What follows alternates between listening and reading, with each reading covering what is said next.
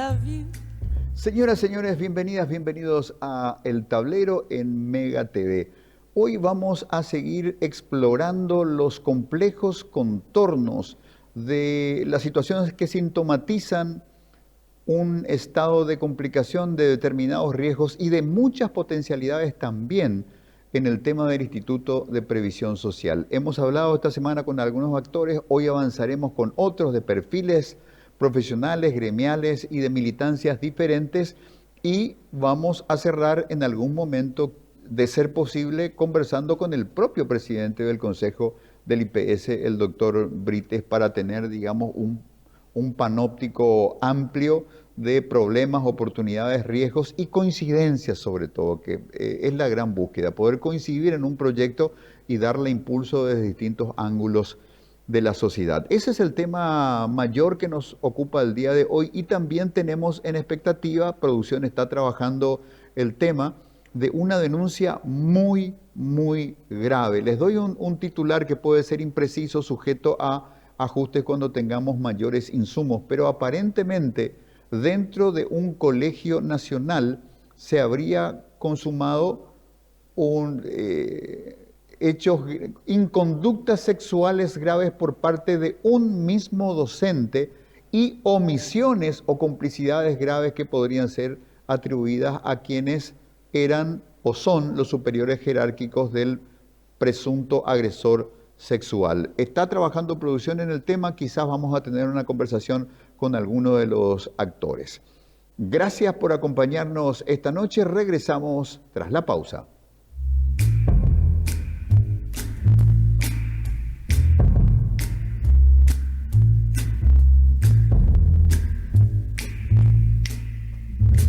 Never know how much I love you.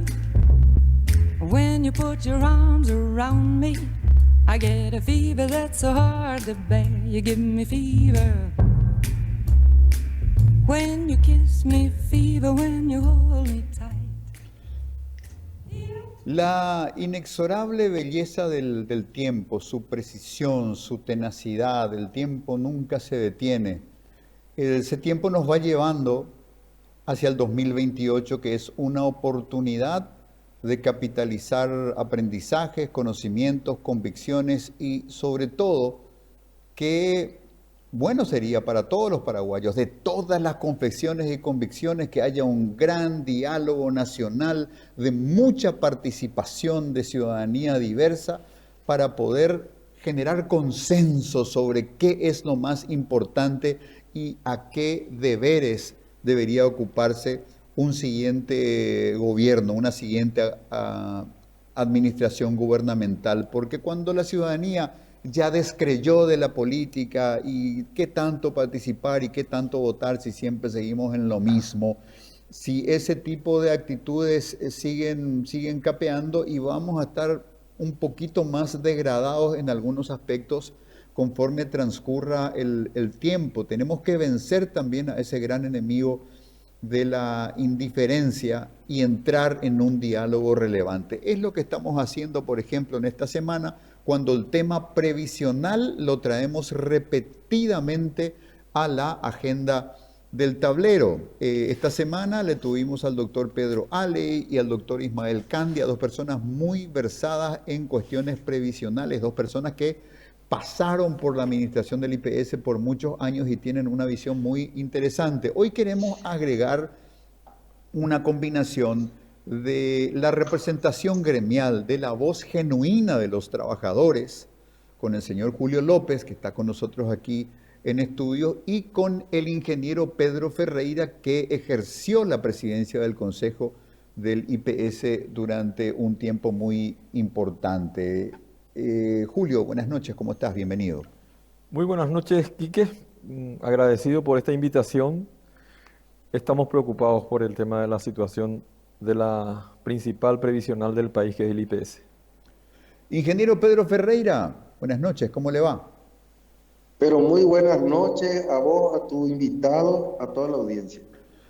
Bueno, está un poco, el inductor de esta conversación fue una tapa del diario Última Hora que enfatizaba el tema de que las reservas del IPS, las reservas previsionales, iban llegando a los números críticos y a los pronósticos sombríos. Los señores Alley y Candia, sobre todo Alley, dijo que acá de lo que se trata es de una interpretación un poco paramétrica, fueron sus términos puntuales, que sometida a diversos factores podría en otro momento o con otra mirada, basta con cambiar el técnico quizás, para que esa parametrización genere otro pronóstico, decir, bueno, en 20 años vamos a estar mejor, tranquilo, porque estos factores intervienen y operan sobre esta ecuación, tranquilo que vamos bien, mientras hoy un cálculo actuarial dice, cuidado que estamos en la zona roja. Ingeniero Ferreira, para su conocimiento y su saber, ¿estamos entrando en la zona roja o no? Sí, a partir del 2020 entramos en una zona roja y las medidas en los temas previsionales no se tienen que tomar a última hora, porque los países que hicieron eso, lo que han intentado, una vez que las reservas previsionales, las reservas de los fondos jubilatorios no dan abasto, lo primero que ocurre es, por ejemplo, lo que está ocurriendo en este momento con la caja municipal, de que los jubilados municipales recién están cobrando mayo, o sea, un retraso. Eso sería catastrófico para los jubilados del IPS. No, una cuestión es que esto ocurra sobre un grupo de 6.000 personas y otra cuestión es que ocurra sobre 90.000 o 200.000 que seremos los jubilados en aquella época. Eso sería catastrófico. Lo siguiente que puede ocurrir, dar los beneficios a los jubilados. Ahora mismo ya se está hablando de un recorte eventual para colaborar con el pago del aguinaldo. Esa es otra tendencia. Y cualquiera de estas tendencias, como gran parte de los beneficiados ya son personas de edad y que por tanto ya no tienen alternativa a sus ingresos, en todo el mundo han creado grandes rebeliones. Uno de los casos más recientes fue Francia, hay otro en Grecia, pero en todo el mundo. Y lo que normalmente sucede cuando la rebelión es fuerte es que los gobiernos tienen que retroceder. Y los países que han transitado este tipo de crisis, a la larga tiran el problema a impuestos. Por eso es que cuando uno se fija en Brasil, en Argentina, en Uruguay, en Europa, uno encuentra impuestos altos con relación al Paraguay. Nosotros estamos acostumbrados a impuestos del orden del 10%. En todos estos otros países que cito, los impuestos están en el orden de 20% y en algunos de 40%. Entonces, lo que a mí me parece responsable para nuestra generación es no tirarle la crisis a nuestros hijos. Tratemos de solucionar en nuestra generación los casos que tenemos de manera pronta, eficiente, responsable. Por eso es que creo que hay que tener en cuenta de que hay una crisis. Que la crisis tiene culpables. Correcto. Sí, que hay ingeniero, procesos que no tienen culpabilidad, sino que tienen que ver con que vivimos más, también es cierto. Pero hay que afrontar la situación. correcto. Ingeniero, pido un contrapunto acá con Julio López en piso. ¿Estamos en número rojo, Julio? Yo creo que el informe se ajusta a la realidad, por eso digo que es un elemento preocupante. El informe que dio el director de cálculos actuariales creo que pintó una situación que podríamos considerarlo como una fotografía del momento, pero sin embargo es lo que nos marca la dinámica que tendrá, digamos, el funcionamiento y el futuro, con ello, el futuro de miles de trabajadores. Acá me parece que las diferencias que tenemos es, por un lado, la evaluación que tenemos de cuáles son las causas por las que llegamos a este estadio. Y otras diferencias que tenemos también con las autoridades y el gobierno son las salidas. ¿Qué salidas le damos a esta situación crítica que vive la principal previsional en nuestro país? Las salidas que plantean, digamos, las autoridades del IPS, y en realidad es el gobierno de Peña, apuntan a afectar los intereses tanto de los trabajadores como de los jubilados. Y no son salidas estructurales las que plantean. Ellos plantean los ajustes paramétricos que significan aumentar la edad para la jubilación, aumentar los años de aporte, aumentar incluso el porcentaje de aporte. Cuestiones bastante llamativas como aumentar los aportes de los jubilados para que se pueda sustentar digamos, el pago del 13º salario, digamos, de los jubilados. Y nosotros, sin embargo, apuntamos a que la jubilación en nuestro país, el sistema jubilatorio en nuestro país requiere de soluciones estructurales. Por ejemplo, ellos no le ponen énfasis a regularizar la situación de la evasión. No le ponen énfasis a discutir una política seria que apunte a solucionar el problema de la informalidad en el campo laboral. Se hacen los ñembotadí cuando se le plantea que el Estado pague su deuda, 600 millones de dólares que en realidad no van a solucionar el problema, pero es una obligación del Estado.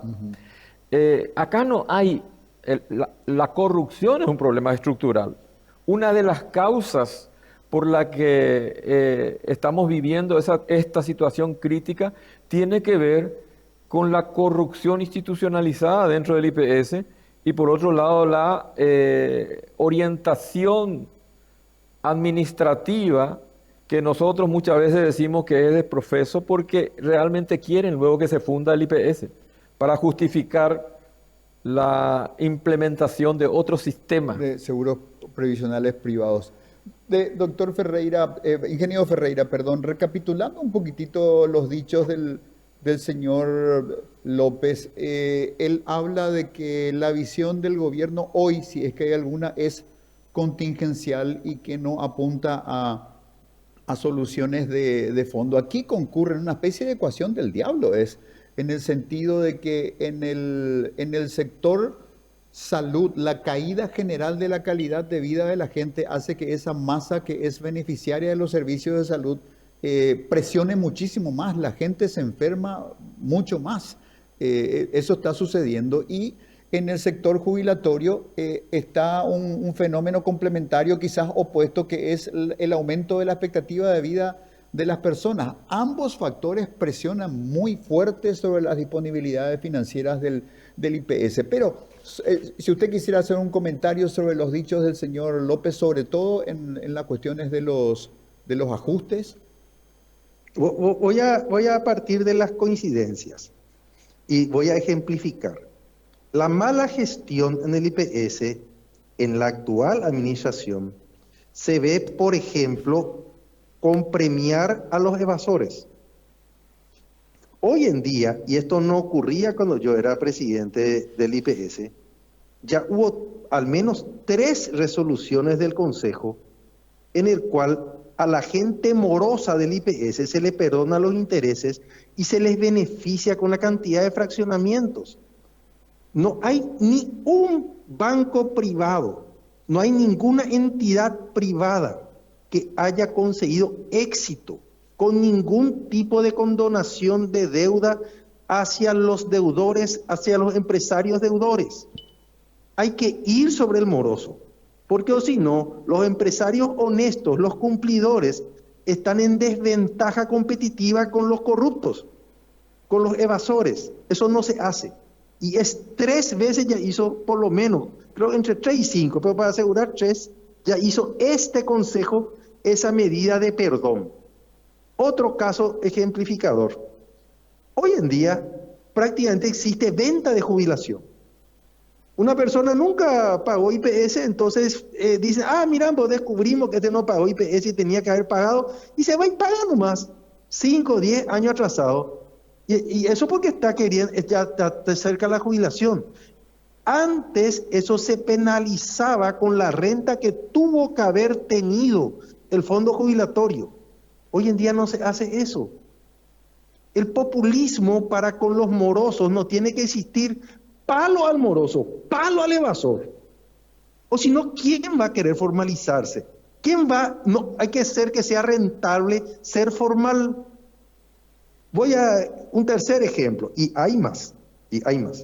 Miren, hubo 2 esfuerzos genuinos en este gobierno. El primer esfuerzo fue el hecho de que los fondos que iban de 2,5%, que iban antes a SNPP y a CENEPA, a salud y a trabajo, por decir así, de 2,5, a partir de ahora, pero progresivamente se quedan en el IPS. O sea, de la plata que se recauda en las empresas, provenientes del esfuerzo empresarial más el esfuerzo de los trabajadores, de esa plata otra vez iba al gobierno central en una magnitud enorme de 2,5%. Ahora, de ese 2,5, 0,5 está quedando en el IPS, 2 sigue yendo, y de a poco, creo que dentro de 5 años, el 2,5 va a ir al IPS, lo cual es bueno, es bueno. El otro esfuerzo es que de lo que iba a administración, que era 1,5 de cada salario, ahora eso disminuyó y va principalmente a salud. Pero ninguno de estos flujos, estos esfuerzos que hizo el gobierno, va para ayudar al fondo jubilatorio. Todos van al fondo de salud, donde quiero brindar un poco mi experiencia. El fondo de salud en el 2007 y en el 2006 fue superavitario, con solo 9% del salario. O sea, se puede cubrir salud con 9% del salario de los trabajadores y con 6% de los jubilados. Se puede, ya se hizo. 2006 fue un empate técnico y el 2007 sobró 20 millones de dólares. O sea, no estamos hablando que en otro país, no, con ese porcentaje, con nuestra salud, eso se logró. ¿Qué es lo que pasa ahora? Que mala gestión en los fondos de salud de varias administraciones anteriores ha ido provocando deudas. Y la deuda, un gobierno no quiere asumir la deuda del anterior, entonces le va tirando al siguiente. Entonces esto es una bola de nieve que hay que parar rápido. Entonces, en vez de que los esfuerzos del gobierno, que si bien es cierto fueron pocos, fueron esfuerzos, fueran a cubrir el tema de que cada vez tenemos mayor expectativa de vida, se va para alimentar esa maquinaria de gastar de más. Y esa maquinaria de gastar de más tiene hoy en día varios orígenes. Uno de ellos es la deuda que se va como bola de nieve sobre nosotros, que ya algunos dicen que está en el orden de 1.000 millones de dólares, otros dicen 500, pero en algún lugar de por ahí está la deuda con todos los proveedores del IPS. ¿Qué es lo que pasa cuando vos le debes mucha plata a tus proveedores? Primero, que la corrupción se instala para que se te facilite el pago solamente si pasas por cierta ventanilla y dejas cierto sobre, lo cual al final encarece los costos. Y segundo, la persona que va a cobrarle al IPS al final, lícitamente porque colocó un producto dentro del IPS, porque brindó el servicio o por cualquier otro motivo, sabe hoy en día que a lo mejor va a tener que esperar 2 años para cobrar.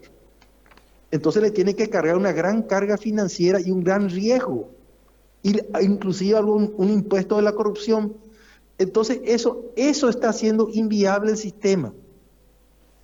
Por lo cual, transitoriamente, necesitamos que se inyecte plata al fondo de salud hasta que la morosidad que se tiene con los proveedores termine y se vuelva a poder solventar el fondo de salud con el 9%, como ocurrió ya ni siquiera es muy antiguamente, en el 2007, por poner un ejemplo. Eso se puede lograr. Se necesita plata, se necesita plata. Tiene que entrar plata al IPS, tiene que entrar plata al IPS. Ya entró plata, pero no hay rendición de cuentas. ¿Qué tenía que haber hecho el gobierno una vez que destinó más plata a salud? Tenía que haber dicho, miren, la morosidad promedio del IPS para con sus proveedores estaba en 28 meses, por citar una morosidad promedio. Mediante estos nuevos fondos ahora hemos bajado a 24 y vamos a lograr el equilibrio en 5 años. Entonces nosotros vamos a creer que esto es transitorio y que por un tiempo se va a hacer ese esfuerzo y esa plata dentro de 5 años va a poder ir al fondo de jubilación para que no ocurra la crisis que hoy en día se está anunciando. Y no es cualquier monto.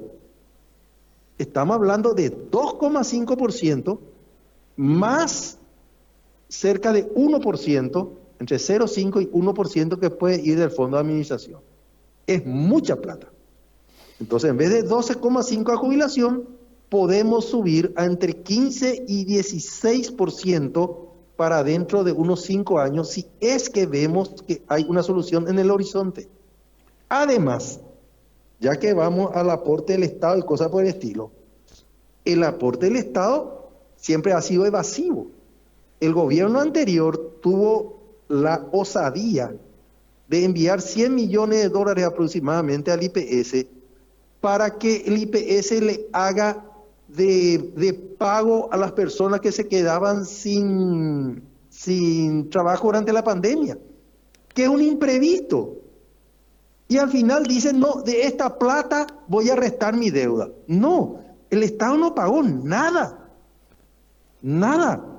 de la deuda, pero hace figurar como si hubiese pagado alrededor de 90, $100 millones. Eso está mal. Ajá. El IPS no tiene por qué hacerse cargo de los daños de la pandemia. Eso tenía que haber hecho el Estado central. Correcto, ingeniero. Es interesante lo que usted está acotando en último término. Creo que lo previo a estos planteamientos de ajustes gradativos que estaba mencionando el ingeniero Ferreira, quisiera escuchar tu opinión, Julio. Creo que en realidad estoy de acuerdo, digamos, solamente que, por ejemplo, yo daría mayor peso a aquellos planteamientos que tienen carácter estructural. Por ejemplo, el tema de la evasión, que según los datos representa aproximadamente el 80%. Si nosotros hacemos... espera, del 100% de la masa aportante, de lo que sobre debieran todo aportar, esa zona ejecutiva de potestad patronal, del 100%, el 80%, además chico, más grande. 70-80%. Barbaridad. Además existen distintos tipos de evasión, ¿verdad? Por ejemplo, una que tiene que ver con el porcentaje de trabajadores que están inscriptos con el salario mínimo, que según las informaciones que tenemos es el 80%, y eso es irreal, ¿verdad? No hay un 80% de los trabajadores que ganan solamente el salario mínimo, hay otra forma de evasión. Según las informaciones que se tienen oficiales, el IPS recauda $120 millones mensuales. Correcto, eso dijo Aley. Y eso hay que calcular lo que representaría si hay... Vamos a suponer la recuperación solamente del 50% nomás de esa evasión, ¿verdad? Las condiciones van a ser absolutamente distintas.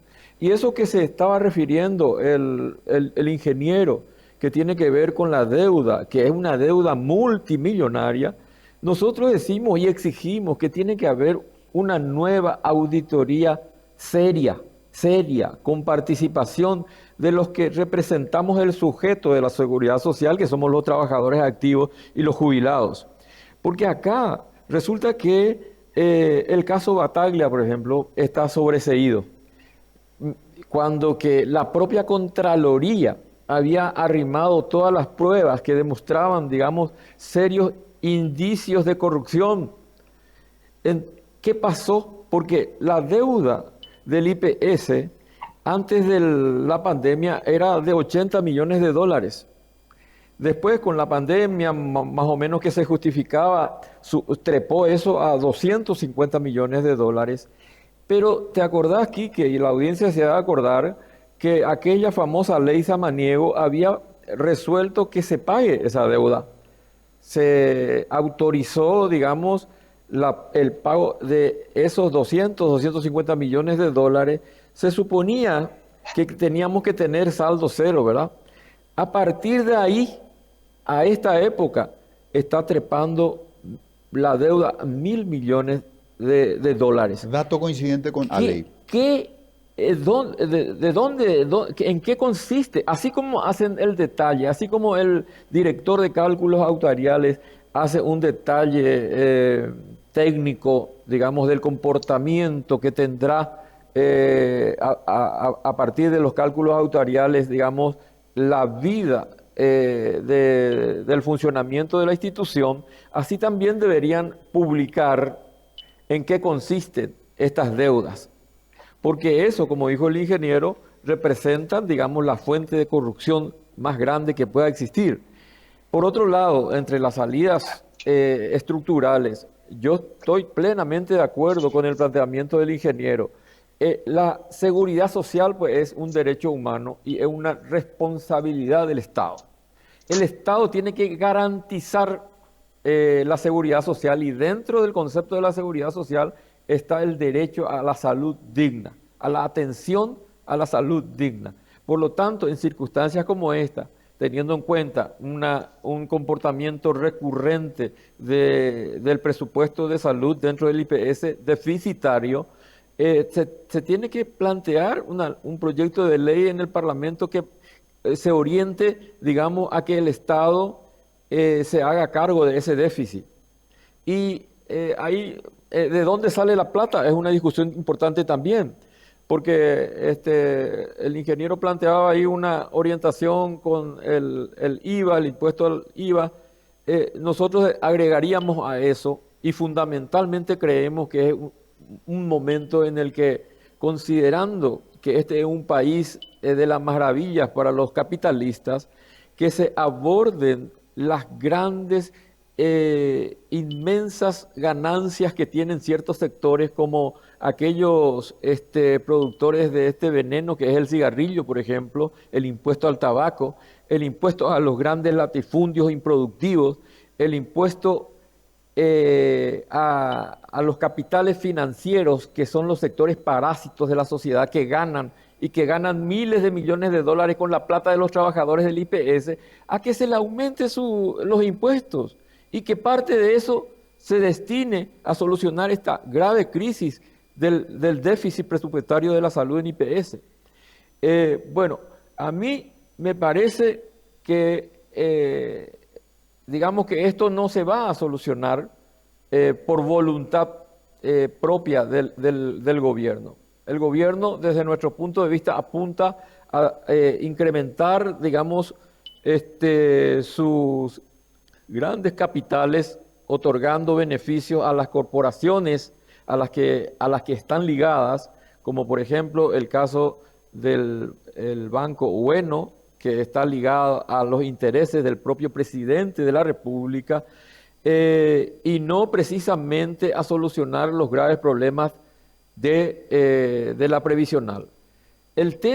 Otro tema fundamental que se debe poner en el debate es si la plata de los trabajadores que manejan los fondos jubilatorios tienen que estar depositados en el mercado bancario, o si no es un buen momento ante esta crisis discutir la propuesta ya histórica por parte de los trabajadores y de las organizaciones de los jubilados de plantear la creación de un banco de segundo piso, de tal forma a que sea la propia previsional que discuta un programa de inversiones y que estén destinados, digamos, a la producción, que esté destinado a las obras públicas, que favorezca, digamos, la generación de empleo también. Y la generación de empleo, y que favorezca, digamos, la garantía de que la previsional va a tener una proyección por mucho, mucho más años adelante. Esa discusión es también de carácter estratégico, pero estamos seguros que esa no es la intención del gobierno, porque ellos lo que quieren es seguir ganando Claro, grandes. hay que reconocer, Julio, que los amigos banqueros tienen una capacidad seductora, son valentinos natos. Julio, Y el problema, Quique, es que con ellos no tenemos ninguna garantía, porque la situación de la economía puede ser que por un buen tiempo venimos manteniendo un equilibrio macroeconómico que favorece a los de arriba, no a los de abajo. Sin embargo, esto no es eterno. En cualquier momento esto puede producir alguna quiebra, como ya sucedió, y el IPS se va al mazo. claro, y arrastrar Y todo. nuestra plata se va ahí al mazo. Sí, señor. Julio López, muchísimas gracias. Gracias a vos, Quique. Ingeniero Pedro Ferreira, ¿algún comentario de cierre, por favor? Breve. Sí, primero quiero ejemplificar. Se dio este esfuerzo del gobierno de tener más recursos y lo primero que hizo la autoridad del IPS es ir a pedir un aumento presupuestario para gastar más. Entonces no se va a parar esta bola de nieve. Se habla de que hay un déficit corriente en el Fondo de Salud, eso está prohibido. Vos tenés que, si vos recaudás 100 y tenés que gastar hasta 100 nomás, no podés andar comprometiendo con deuda el futuro de los jóvenes. Nosotros no podemos andar gastando de más en nuestra salud y el día de mañana que nuestros hijos y nuestros nietos tengan que pagar de más. Entonces eso tiene que terminar. No se puede gastar la plata que no existe. Y coincido en que el Estado es el gran culpable de que esa deuda se haya generado porque permitió el Estado central, que tiene el control presupuestario del IPS, permitió que el IPS en el gobierno anterior y en el gobierno anterior y probablemente en el anterior haya gastado plata que no recaudó para salud y se haya endeudado. Y eso no debió de haber sido. Entonces hay una responsabilidad del Estado y tiene que pagar esa parte. Pero hay que ser práctico. Acá resulta que hay que detener esta bola de nieve urgente. Y hay mucha pereza fiscal. Yo estoy de acuerdo, por ejemplo, en algunas de las cuestiones que dijo de aumentar el impuesto inmobiliario. Fantástico. Pues el impuesto inmobiliario en el Paraguay es el impuesto más perezoso. Porque al final cada intendencia no quiere cobrarle a su votante y deja nomás que se adeude. Entonces hay que ser prácticos. Porque esta plata se necesita urgente. No podemos seguir esperando y que siga creciendo la deuda. Y hay que castigar a los que hicieron mal su trabajo. Estoy de acuerdo. Hay que castigar. Porque si no, los que están ahora van a volver a cometer los mismos problemas que hicieron los anteriores. Y es una lástima que no haya castigo. Y siendo una vez más un poco pragmático, voy a decir lo que no se puede hacer. Lo que no se puede hacer es que por cualquier motivo a las personas mayores de edad, a las personas de 70, 80 años, a los jubilados, se les disminuya su jubilación, principalmente en el grupo de los jubilados que cobran menos de 2 salarios mínimos. Eso no se debe hacer, porque esas personas no tienen alternativa. Se les prometió una jubilación, cumplieron con el IPS, hicieron todo y ahora merecen una vejez decente, una vejez digna, y ya no tienen de dónde rasguñar. Entonces eso no debe de hacerse. Se tiene que buscar otra solución. Y ese es un poco lo que yo estaba hablando, de buscar otros fondos. Y esto tiene que ser al comienzo, esos fondos tienen que destinarse a disminuir el déficit de salud. No como se hizo ahora, que se fueron a aumentar otra vez el presupuesto para gastar más otra vez. Entonces esto va a ser peor. Entonces eso tiene que ser urgente. Es para saldar lo existente y dejarse de sobregastar. Y el tema de la evasión, ahí a lo mejor tengo una, no sé si una discrepancia, porque es una acotación fuerte. La evasión no se va a solucionar con garrote. La gente va a coimear, va a hacer cualquier cosa, pero no va a dejar de evadir. La evasión se soluciona con prestigio. La gente, si quiere entrar al IPS, si ve que hay solución en el IPS, va a entrar en el IPS. Sola va a entrar. Y otra cuestión que hay que hacer es disminuir la brecha entre el que tiene IPS y el que no tiene IPS.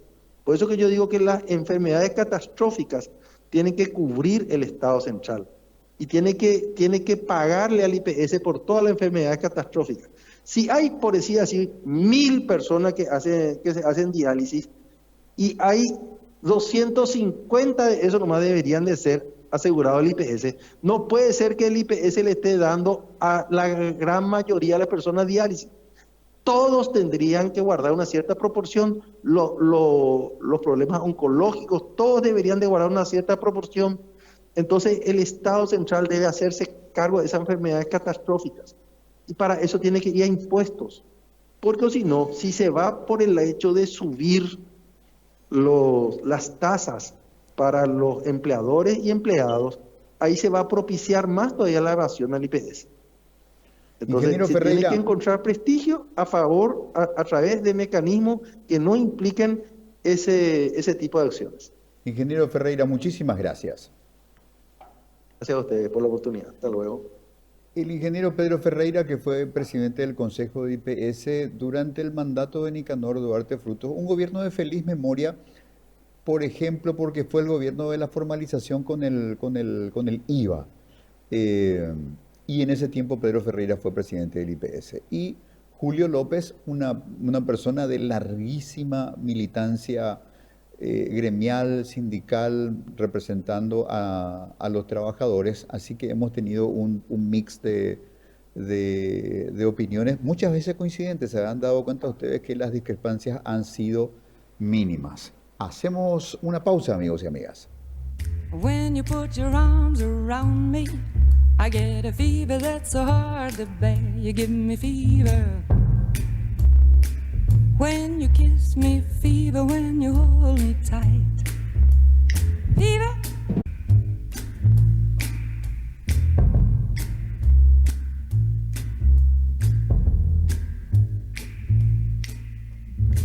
Never know how much I love you. Never know how much I... Señoras, señores, la buena compañía de los libros oportunos y necesarios para los temas que tenemos que encarar, como este reciente lanzamiento del Ministerio de la Niñez y la Adolescencia con la organización Children Believe, Guía para un periodismo con enfoque de derechos de la niñez y la adolescencia. Capítulo 4, Confidencialidad y responsabilidad ética en el tratamiento de información sobre niños, niñas y adolescentes. ¿Por qué estamos hablando de esto, amigos? Porque lamentablemente tenemos que manejar las noticias de una posible severa vulneración de derechos, vulneración probable de autonomía sexual de 3 menores de edad en un colegio nacional. Y tenemos en línea un panel, diríamos, ¿verdad? Donde está por un lado una de las madres denunciantes, el abogado que la representa y también tenemos la colaboración del doctor Rubén Paredes, destacado profesional del foro, que nos va a dar algunas observaciones y encuadres para una situación como esta. Les saludo a todos y empiezo con la señora que será, digamos, innominada por esta obligación ética y legal de proteger la identidad de las posibles víctimas. Señora, ¿cómo le va? Cuénteme lo más breve y sintético que pueda, qué pasó Buenas tardes. con su hija. Buenas tardes, Quique. Buenas tardes, Quique. ¿Cómo te va? Te agradezco el espacio. Bueno, yo fui la primera denunciante cuando hubo el primer manoseo de parte del profesor en el mes de marzo. Yo me acerqué a la supervisión, yo agoté las instancias como se debe, ¿verdad? No encontré respuesta. ¿Qué hicieron? La supervisión solamente le dio clase supervisada al profesor. Quiero juntar también que hoy nos enteramos que él jamás fue profesor, él solamente es aparte administrativa. Ese es otro ya que hoy no enteramos. y que dejamos en manos de usted para investigar, ¿verdad? Bueno, nunca se activó el protocolo. Luego, en mayo, hice otra denuncia, porque el director del colegio le hostigaba a mi hija constantemente por la razón que ella contó lo que pasó con el profesor, ¿verdad? Que me parece gravísimo. Luego, por el uniforme y muchas cosas. 3 actas, 3 denuncias. Me la envié a Francisco Canata, le envié todos los audios, le enviaba todos los audios del director, cómo le decía las cosas a mi hija, le envié, le pedí hablar, que tome ya cartas en el asunto. Nunca fui escuchada y pasó lastimosamente lo que nosotros teníamos miedo. Pasó con 2 alumnas. Con la primera alumna se consumió el hecho. ¿Cuál es lo grave? ¿Por qué yo pido la institución inmediata del director? Señora, Porque cuando antes se de consumió avanzar más, el acto, señora, antes de avanzar más en su relato, cuando usted dice, lamentablemente, con una de las chicas hubo una consumación de los 2, hechos, ¿de qué habla, con señora? un horario de clase. ¿Cómo? Ella no se quiso ir. En la justa, en el mes de septiembre, ella no se quiso ir. El profesor le dijo, vamos a comprar tela del súper. Yo no me quiero ir. ¿Se puede ir? Vamos, porque el director ya me dio permiso. El director le dio permiso, hora de clase. Le dio permiso para que se vaya. Y le quiso llevar a otra compañera, la alumna, porque ella ya se dio cuenta de lo que iba a pasar, ¿verdad? Y le dijo, no, solamente a vos te dio permiso el director para que me acompañe. Le lleva y al costado del estacionamiento se consumió el hecho sin voluntad de ella. La segunda vez, esto es lo más grave, porque nosotros cuando los chicos nos contaban, mi hija me contó, mamá, está pasando esto, le está regalando celular a la compañera, le está regalando flores, le está regalando ropa íntima. Entonces nosotros dijimos con otros papás, vamos a hablar con el director para que rápido esto se vea, ¿verdad? Esto es grave, investigue. Bueno, nosotros vinimos hace 2 semanas a contarle esto al director. ¿Qué hizo el director? Agarró, le cambió de aula para tenerle más vigilado al profesor, no activó, y bueno, nosotros tomamos la decisión de contarle anteayer al papá. Y ahí procedimos con la denuncia. A nosotros, a denunciar en la fiscalía, se le hizo la forense, salió positivo. Mirá que con el permiso del director volvió a pasar la segunda vez, hace 2 semanas. La segunda vez en un estacionamiento de un súper otra vez, ¿verdad? Bueno, ¿qué pasa? Nosotros vinimos, denunciamos para que se le saque el celular que él le regaló a la alumna. Se apersonó la fiscalía, ¿verdad? Hicimos toda la denuncia. Cuando nosotros hicimos la denuncia, la otra alumna del otro grado se asustó y dijo, si van a captar el teléfono del profesor, van a ver mis fotos íntimas que él tiene, que él me amenaza, porque tiene, para que le ponga buenas calificaciones. Imagínate un poco. Y ahora está acá la mamá está mucho que la niña quiere atentar, no quiere vivir más contra su vida. Está muy afectada la segunda víctima. No se consumió con la segunda víctima, pero sí tiene fotos íntimas el profesor de ella. Yo no sé qué está esperando la fiscalía para apresarle a este depravado, para agarrar ya el teléfono, la computadora, todo lo que tiene ahí. Y inmediatamente pido la institución del director. Ahora mi hija y la Señora, otra le niña no pido, quiere le venir pido porque no una... quiere ver la cara del director, le da asco. Señora, Ellos sienten asco del le pido director. una precisión que es necesaria a estas alturas de su relato con la delicadeza del caso. Posiblemente hay 3 niñas de 15 años de edad, ellas, que fueron coaccionadas por un mismo docente.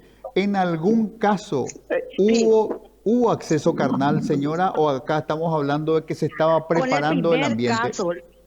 ¿Perdón? Con el primer caso hubo contacto, salió positivo la forense, el primer caso hubo, ella declaró 2 veces, pero con la segunda no, con la segunda son fotos íntimas con que él le amenazaba, que si ella contaba, él amenazaba, pasame fotos íntimas para que yo te ponga buenas calificaciones. La de la segunda víctima pasó cuando ella tenía 15 años, de la primera 16 años. De mi hija, que cuando le manoseó la primera vez en el mes de marzo, mi hija también tenía 15 años, pero mi hija habló a tiempo, ¿verdad? Correcto. Pero Señora, yo denuncié en el mismo momento. Permítame un segundito. Doctor Paredes, de lo que lleva escuchado de la narración de la señora, tomando los libros de la ley, ¿qué figuras penales eventualmente operan? Y que bueno, a mí me habían hablado de un supuesto abuso sexual en niños, pero estoy escuchando que las chicas tienen 15 años o más. Correcto, sí. Sí, sí, en Bueno, todos los casos. en ese caso, solo podríamos estar hablando de estupro. Y el estupro es un delito menor que solamente, lastimosamente, tiene pena de multa. Eh, lastimosamente, ¿verdad? Es justamente una cuestión que siempre estamos discutiendo, ¿verdad? Debatiendo y debería revisarse eso, ¿verdad? Pero yo tenía entendido que se trataba de niñas Ujú. y vos sabés que a partir de después de los 14 años ya no son niños, sino adolescentes. Y entre 14 y 16 años, este tipo de relaciones solamente constituye estupro. Correcto. Creo que el doctor que está acompañando a la señora, si quiere hacer alguna intervención breve sobre este encuadre legal de la situación que está siendo descrita. Doctor Víctor. Doctor Víctor dice. Sí, le escucho, Quique. Sí, doctor Víctor, ¿alguna breve observación que quiera hacer sobre el encuadre legal de la situación que narró su cliente? Y sí, está encuadrado dentro del hecho punible de coacción. De hecho, el Ministerio Público, la unidad número 2 del Ministerio Público de la Ciudad de Lambaré, a cargo de la fiscal Cintia Huespe, está investigando el caso. Ella tiene 3 denuncias concretas. La primera es coacción sexual, el nombre de este proceso por coacción sexual. La segunda también, y la tercera es a determinar. O sea que el Ministerio Público está haciendo el seguimiento correspondiente a estos casos. Y los 3 están encuadrados por coacción. Correcto. Doctor Paredes, acá la narración de la madre, una de las madres denunciantes, habla de que el director del colegio y la supervisora tuvieron una conducta que finalmente dejó el factor de riesgo que es este docente en aula, con supervisión, sin supervisión, pero seguía ahí en contacto con sus víctimas ya activadas y víctimas potenciales, el resto de las niñas. ¿Qué se podría decir, doctor Paredes, de la conducta que eventualmente Bueno, se Quique, puede atribuir a ese superior docente, a ese director? Quique, ocurre que no tengo muy claro los hechos. Porque para que constituya una coacción sexual, tiene que mediar fuerza o amenaza presente para la vida o la integridad física de la persona que es coaccionada a padecer este tipo de actos en su persona. Y no tengo claro el Ok, relato. doctor Paredes, voy Ahora a... el colega está diciendo coacción sexual. La señora también dijo que en el caso de otra menor se consumó el hecho, dice. ¿En qué condiciones se habría consumado el hecho? O sea, realmente el relato, los hechos no son muy claros, entonces me cuesta bastante emitir una opinión que sea seria y responsable, ¿entendés? Correcto. Doctor Paredes, le voy a hacer una microcirugía. Cuando dicen que en uno de los casos el docente le dice en un contacto telefónico por WhatsApp a una de sus probables víctimas, mándame fotos íntimas para que te dé una buena nota. Si tipificamos esa conducta, ¿en qué territorio estamos?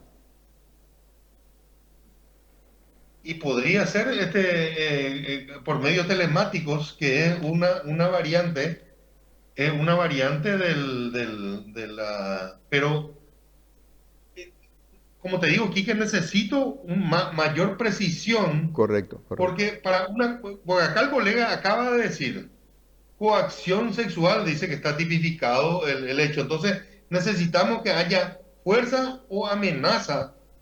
Y en ese relato yo no encuentro algo que pueda adecuarse Correcto, correcto. no sé si me explico. Me gustaría que el colega, en todo caso, que me precise mejor Correcto. Vamos a pedirle cómo exactamente entonces, ocurrió para que yo le pedirle al pueda doctor, responder.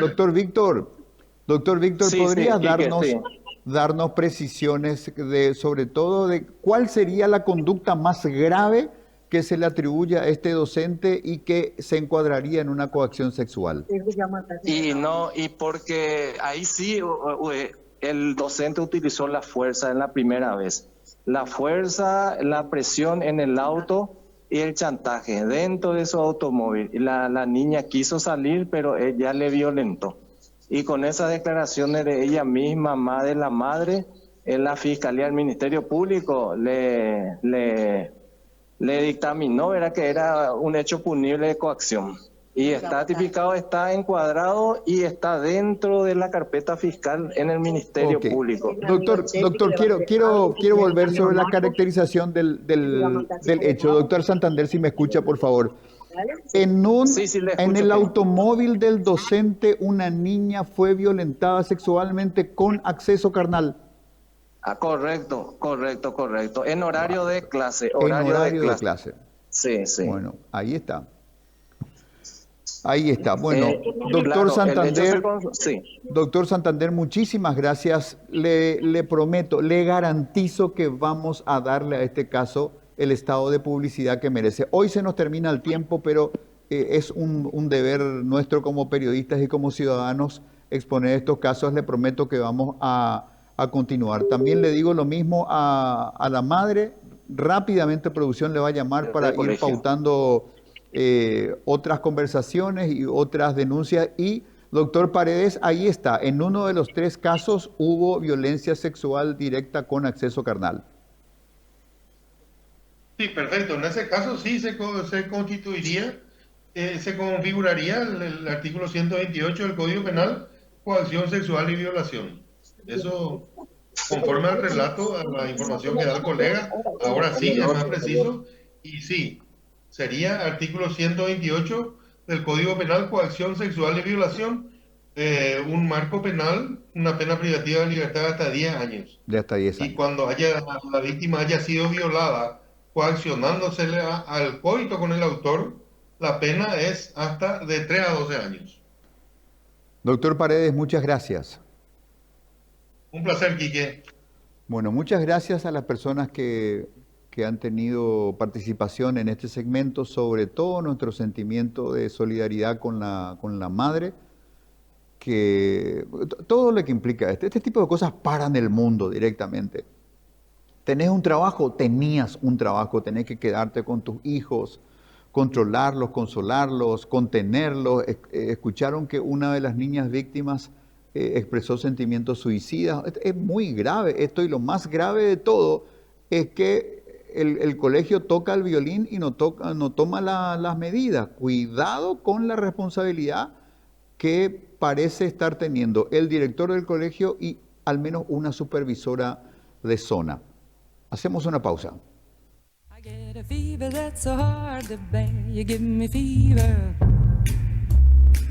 when you kiss me, fever when you hold me tight. Fever in the morning.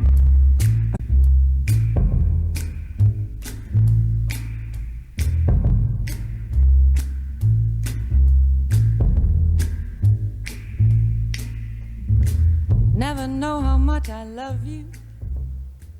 Señoras y señores, gravísimo, preocupante. Ojalá sean solo 3 los casos, pero cuando hay impunidades, cuando hay protocolos que no se activan o se activan a medias, cuando hay permisividades, lo lógico sería pensar que hay más víctimas. Así que, y a uno siempre le va a sorprender el hecho de que situaciones aberrantes lamentablemente van a seguir sucediendo, pero dentro de un colegio, ese espacio público en el que queremos que nuestros hijos estén seguros, ser sometidos a estas violencias es demasiado. Vamos a seguir presentando con mayor detalle este caso en otros programas, pero también en siguientes capítulos del Tablero. Buenas noches.